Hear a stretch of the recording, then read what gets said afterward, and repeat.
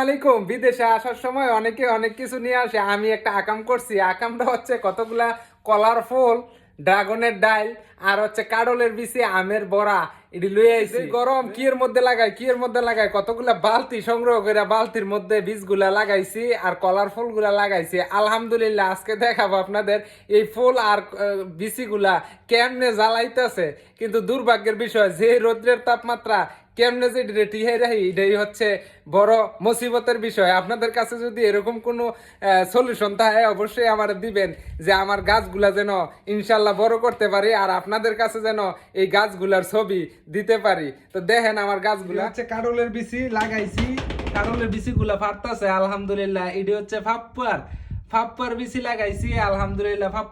ফাপ্পাটা খুব ভালো ছিল, তো খাইতে পারি নাই।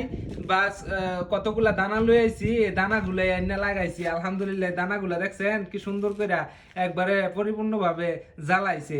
এইটা হচ্ছে আমের, এই যে আমের আডি ভাই, আম তো আনার ভাগ্যে কুলায় নাই। আমের আডি লই আইছি 2-3টা সিফাত করে আইনে লাগাইছি আলহামদুলিল্লাহ।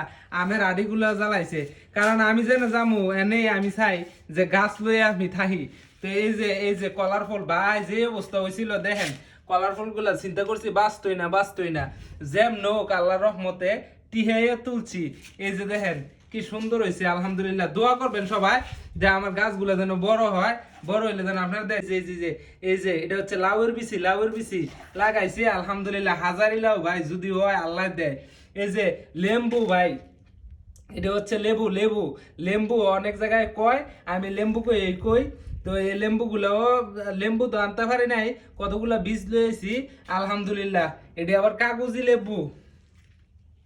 এই যে সুন্দর এই ড্রাগনের কয়েকটা ডাল কাইটটা লয়ে পড়ছি বাইর থেকে ভাই, তাড়াহুড়া কইরা সিফের মধ্যে হালাইয়া জ্যাম লয়ে পড়ছি। সবাই দোয়া করবেন আমার গাছগুলা যেন পরিপূর্ণ এবং সুন্দরভাবে লাগাইতে পারি আর গাছগুলা যেন হয় ওইলে ইনশাল্লাহ আপনাদের কাছে নিয়মিত এই গাছগুলার ভিডিও দেওয়ার চেষ্টা করব। আরো অসংখ্য বীজ নিয়ে আইছি ভাই।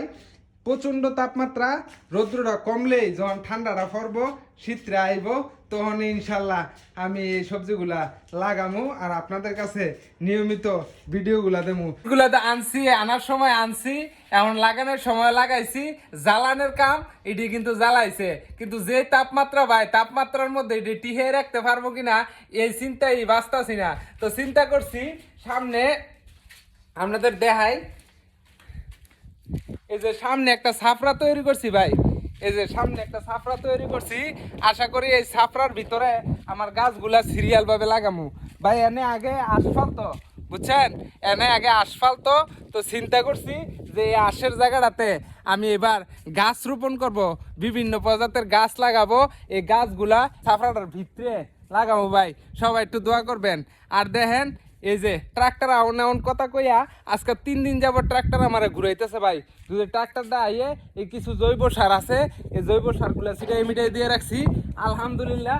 আল্লাহ যদি চায় আর আপনাদের ভালোবাসা যদি পাই, এই ফুরাডারে আমি শাক সবজি একবারে সবুজ করে দেবো। সবাই দোয়া করবেন। কুয়েতের তাপমাত্রায়ও আমি সবজি ফলাইয়ে দেখাবো আপনাদের ভালোবাসা পাইলে। সবাই ভালো থাকবেন, দোয়া করবেন আমি যেন আপনাদের ভালোবাসা নিয়ে নতুন নতুন ভিডিও, নতুন নতুন গাছের দিতে পারি। আল্লাহ হাফেজ।